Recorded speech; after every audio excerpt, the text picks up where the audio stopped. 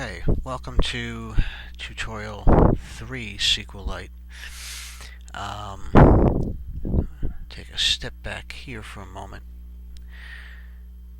I decided to declare strings for both the web name and the URL, as well as the integer of the primary key. We, in the last tutorial, declared the getInitialDataDisplay method and the initialize with primary key. We set this method up here, and we also here we need to import the app delegate. We need to basically access the app delegate instance so that we can put information from SQLite into the app delegate. Now, the important thing here is a select statement. It's written constant character, alright, and we'll call this constant character or SQLite or SQL.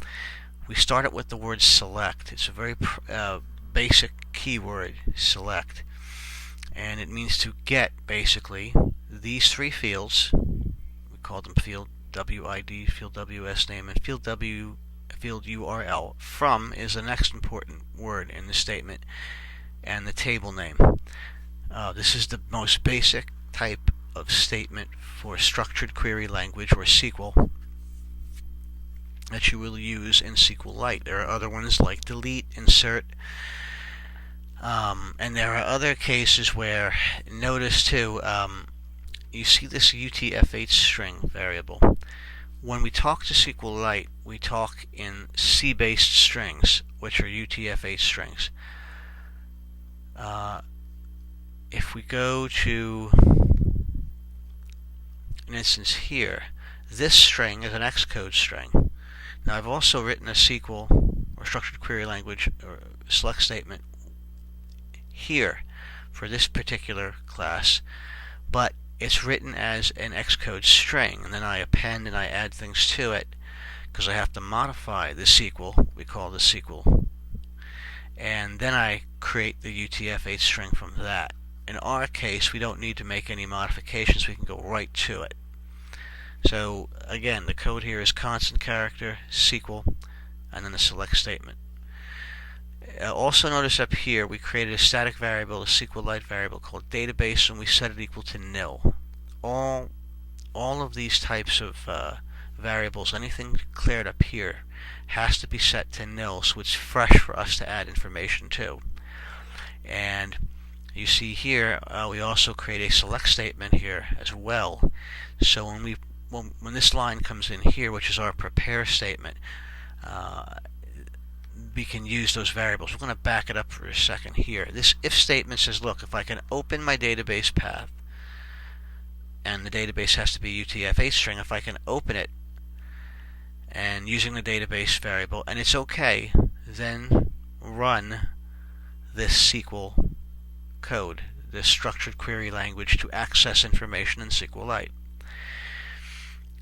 In the next if statement, it says, look, prepare it using the database variable, the SQL, prepare it. -1 is where it starts from, never 0, but -1. And this null we'll get into some other time. If when we prepare this and we use this SQL and everything is okay, then we're going to step through each row to get the information. So that's what this while is here. While we step through each row of the statement, we set it equal to each row. Okay, we're going to write this code in. I just want to go back here for a second. The first thing we have to do is set up a primary key. We have to access that. Right. Okay. NS string, NS integer, and we're going to call this one primary key and set it equal to. Notice here, same type of statement. These SQLite statements come up, and we're going to use the column integer not integer 64, but integer. And it's going to ask us for the SQLite statement and the column. The statement is here, the select statement, right? And the column is going to be 0. And we got to close it here. So what is this telling us? It says, look, create a primary key as an integer. Primary key variable is an integer, and set it equal to column 0 in the select statement. What's column 0? Our primary key. Pretty straightforward. The next thing we have to do is now create an object of the very class we're in. Y. Web data. I'm going to call this a web object.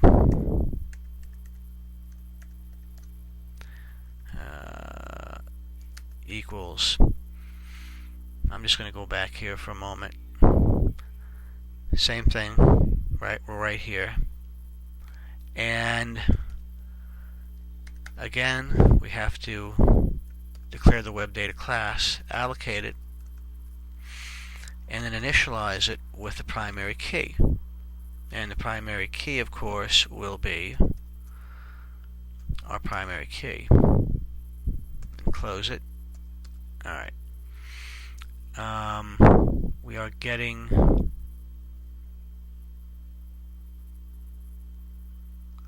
hang on a second, a little bit integer. Okay.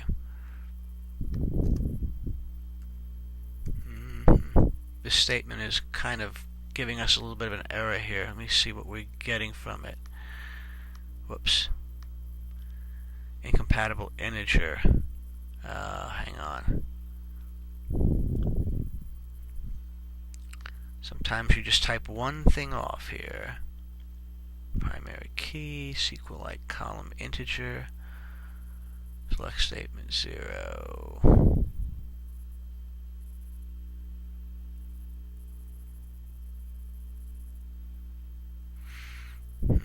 Okay, let's copy the one that works underneath it, see if we have a typo, as it sometimes happens.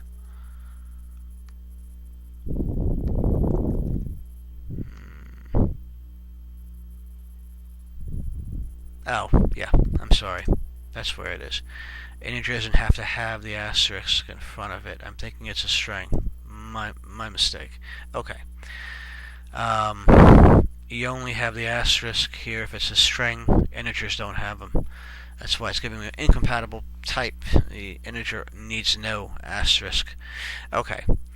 So just to separate these so we know what they are. Alright, so we created the web object. Why did we do this? Because we're going to take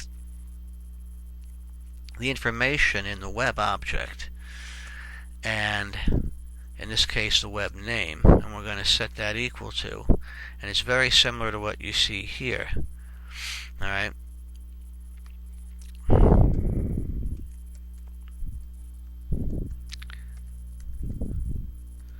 String with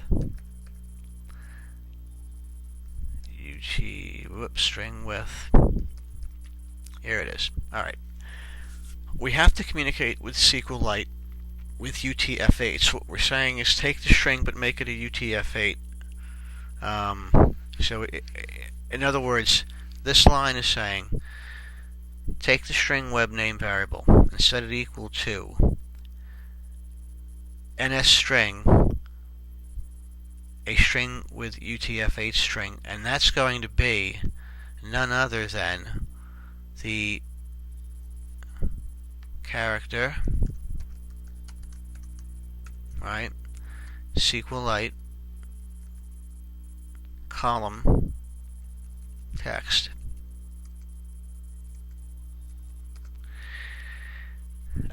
Select statement, right, and then the column is 1.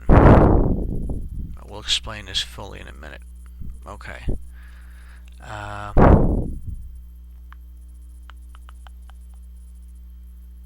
We don't need 2 here. That's why. Okay. So what we're doing here is this. We should take this web name variable, right, the string. It's a string in Xcode. And look at, and set it equal to a string, but it's got to, we take the string from SQLite, which is a UTF-8 string, at column 1, which means we're looking at column 1 here, and it's a UTF-8 string, and we're making it an NS string, or an Xcode string. So basically this line is saying, set our web name variable equal to the text we find in this column. Now, we're going to do the same thing for our URL. Alright. Whoops, sorry. There we go. Alright, except 0, 1, 2. It always starts from 0 and then 1 and 2. 0 is always our primary key. 1 is our first field. If there's another one, it's 2. So it gives us the ability to access both the web name and the URL from the select statement. Alright. Now, what do we do with that information? Well, we've got to put that information into our app delegate array. And so I'm just going to come back to the app delegate for a second here. I created 2 arrays right here, the site and the URL, and I gave them properties here. And you just saw this little warning message go away because they were synthesized here. You've seen this, right? So you'd have to have them in there. And then you've seen this as well, right? When we did the dwarfs, we create 2 temp arrays, allocate, initialize them, and set the array variables we declared equal to the temp arrays, and then release them. Also notice in the beginning of this, the very first thing we do is copy the database. Remember, we only created the methods, we never ran them. So you can create a method in Xcode, but you must run it to use it. And that's what we do here. The first thing we do with the web app, web table view app delegate, is to run or copy the database if we have to, if needed, to the iPhone or iPod. Also, we release them in the deallocate. We release both the site array and the URL array. Okay. So that takes care of that. Now, the question you would be asking yourself is, why are those arrays important? Because to talk from the web data class to the app delegate, we want to get the information out of SQLite here and bring it into the app delegate here. So we get our web object, we get our app delegate dot site array, and we add object what? Well, in this case, it's a web object string web name. Whoops, let me close that. There we go. And that has to be in, I believe, in braces. Yeah, right there. Because we're calling a method here. Whenever we call a method, you have to be in braces. So what does this line say? Look at the app delegate. Look at the site array variable, the NS mutable array. Add the objects to that mutable array, which are found in our string web name, in the string web name here, this variable here. So what is it doing? It's taking each string and adding it to the array. When it goes through this while statement, it steps through line by line by line and adds each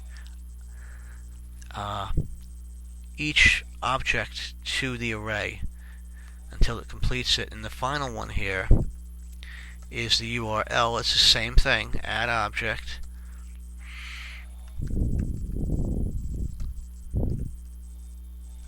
string URL, I apologize. Same thing there. And then, of course, as good memory citizens, we need to take what? The web object and release it. Right, okay. So this method is set to go. Now, that doesn't mean we can actually run it at this point, but it's set to go. Question is, where would it be? Which is a good question. Before I get into that, there is one other method that we have to have in here which we didn't add. You see it here, this finalize statements method. I'm going to copy it to, it's a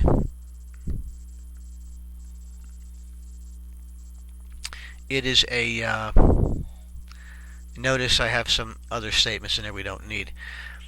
This finalize statement says, look, if the database SQLite3 is closed, if we close it, or if this database is closed, then we want to close out everything. We need to have that as well here. And I just want to make sure I got the right name on this one, void finalize statements. Yeah. So we want to place that. Always good to try to copy things and make life easy.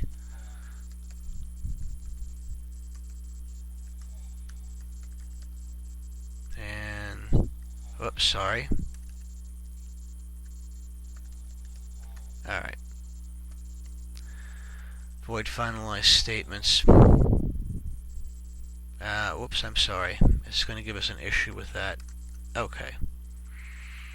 I'm just going to build it quickly. Okay, giving me an incomplete implementation here. Could be the way I named it.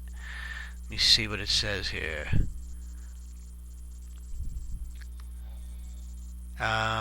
Finalize. Okay. Okay, so I have to... It's the way I've named it. See what happens when you name them? Okay, there's no S there. And here I have an S. Right here, so I gotta pull that right off. There we go. We should be fine now. And we are. Okay. So we need that to close out all the statements in SQLite. You always do that. Always do it. Just go back to this one more thing. We have to do the same thing in the app delegate. We have to have it call it. And it generally does.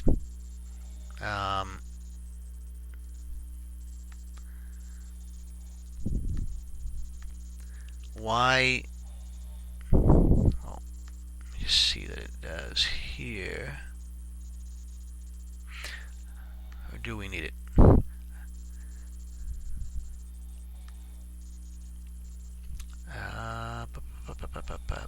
Use type finalize statement. No, we don't need it. I'm sorry. I apologize. The application will terminate. Yes, okay. So the only thing we need to do here is when the application terminates is to finalize those statements. That's why we need that method. When it terminates, we close out all of our SQLite3 statements. And we're going to do that in ours, right, in here. Now we have to then what? You have to import web data, right? And this one is on the terminate statement. Here it is. We're going to put this web data, and finalize statements method. And notice we declared it. Okay, we declared it and we were able to access it. So when this thing terminates, it'll close out all the SQL statements. Everybody's happy. So at this point, we're going to stop right here. The only thing that's going to be left for us at this point is to go to the root view controller. We've now said, okay, pull the information into this class, and then once you have it here, fill the arrays here. Okay? After the arrays are filled, what do you do with them? Well, you access the arrays from the root view controller, or whatever our table view controller is. Okay? And that way we can populate them and fill them in. So when we come back in our third and final tutorial, our fourth tutorial, and I want to say final only for the populating of the table view. Once you do this with SQLite, once you know how to do this, you can do it for just about any class you need to do it for. But what's going to happen is this. We're going to create in this root view controller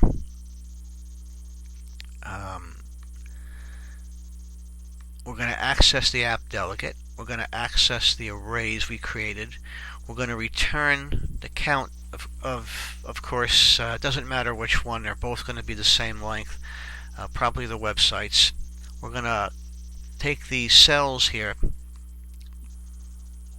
and we're going to then create the cell and the detail, so we see both the website name and the URL in there.